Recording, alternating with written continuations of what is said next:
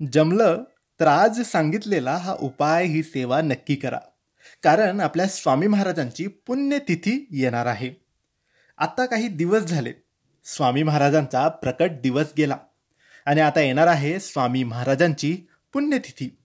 26 April 2025 वार शनिवार हा तो दिवस आहे, स्वामी महाराजांच्या पुण्यतिथीचा दिवस.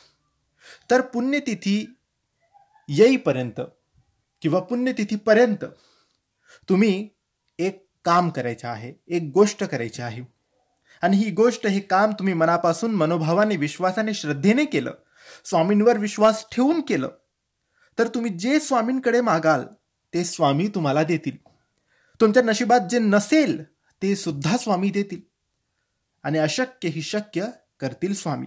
म्हणून स्वामींवर विश्वास ठेवा आणि ही गोष्ट, हे काम तुम्ही करायचं आहे. मित्रांनो, 9-10 दिवस आता राहिले आहेत स्वामी समर्थांच्या पुण्यतिथीसाठी. तर पुण्यतिथी येईपर्यंत तुम्ही स्वामी चरित्र सारामृत या ग्रंथाचे पारायण करायचे आहे. हे पारायण काही संख्येमध्ये करायचे आहे. जसं 26 एप्रिल 2025 वार शनिवार स्वामींच्या पुण्यतिथीपर्यंत जर तुम्हाला जमले तर तुम्ही 3 पारायण करा. एका पारायण म्हणजे संपूर्ण एक पोथी आपण वाचली तर एक पारायण होतं. 21 अध्यायांची एक पोथी आहे. जर 21 अध्याय तुम्ही वाचले तर एक पारायण पूर्ण होईल. असं तुम्ही 3 वेळेस केलं, 21 तर तुमचे 3 पारायण होतील. तर तुम्ही 3 पारायण करू शकत असाल तर 3 पारायण करा. 5 पारायण करू शकत असाल तर 5 पारायण करा.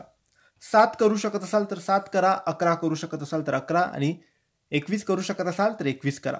कमीत कमी 3 करायचे आहेत आणि जास्तीत जास्त 21 तुम्ही करू शकतात. नक्की करा मित्रांनो, कारण स्वामींचं चरित्र आहे, स्वामींचं पूर्ण जीवन आहे या स्वामी चरित्र सारामृतमध्ये, आणि तेच तुम्हाला 26 एप्रिल पर्यंत वाचायचं आहे. तुम्ही 7 अध्याय 3 दिवसात वाचलं, 7 अध्याय 3 दिवसात, तर एक पारायण होईल. पुन्हा दुसऱ्या 3 दिवसात 7 पारायण, दुसरं पारायण, आणि पुन्हा पुढच्या 3 दिवसात तिसरं पारायण, म्हणजे तुमचे 9 दिवसामध्ये 3 पारायण होतील. भरपूर लोक तर एका दिवसात एक पारायण करतात. तुम्हाला जेवढं शक्य असेल तेवढं तुम्ही करा. कमीत कमी 3 पारायण तर नक्की करा. तुमच्या इच्छा स्वामी पूर्ण करतील. तुम्ही जे मागाल ते स्वामी तुम्हाला देतील. तर मित्रांनो, तुम्हाला माहिती आवडली असेल तर लाईक आणि शेअर करा. काही प्रश्न असतील तर कमेंट्सद्वारे विचारा. आमच्या चॅनलला सबस्क्राईब करायला विसरू नका. धन्यवाद. श्री स्वामी समर्थ.